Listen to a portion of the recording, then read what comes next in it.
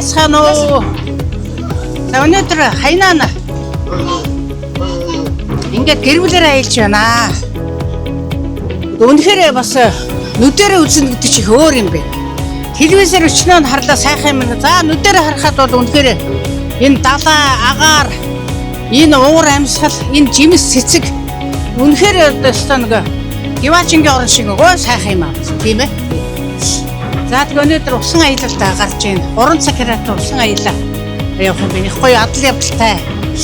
Олон үйл явдал болох шинжтэй. За өр хүүхдэрээ нэмэн ингээд явж байна. За насангуудад бол үнэхээр их сайхан газар юм байна. Тэгээ насцаа урсуу чинь одоо бас нөгөө витамин D агаараар авах хэрэгтэй. Залуу хүмүүсийг яаж гүйцэх вэ? Тэгээд наран D янз бүрийн эмчилгээний юмнууд их сайхан таалагдж байна.